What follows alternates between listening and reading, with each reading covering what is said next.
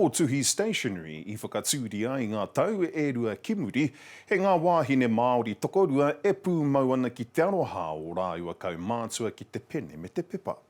I nā ia ne ko rāua ka I te whiringa whakamutunga mō te toa tā rāua tipura ngāke I roto I ngā mahi hokorawa ia rā. Anira, a Mahina Herkman.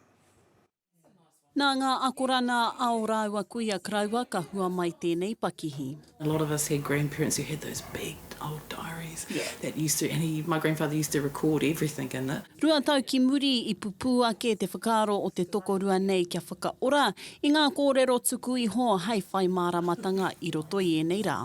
Our nannies and kraua were practical people, our tupuna were practical.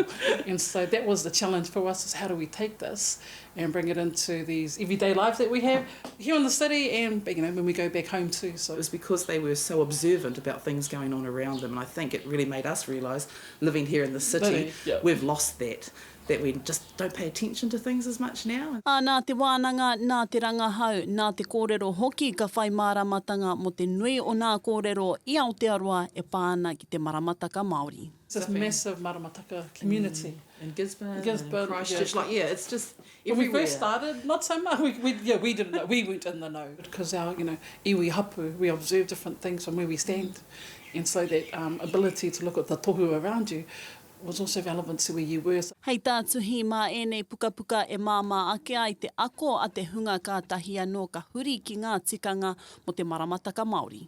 The sort of gap I think we've been able to fill is for people who are just starting to learn, and that we provide some kind of tools that they can actually take home and use at home. Ko te aronga hei ngā rā e hāre tonu mai ana ko te whakaputa pukapuka hei whakanui I te mana o te wahine.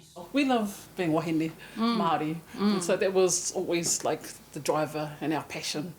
Mahina Herkmans, Te Ao Māori.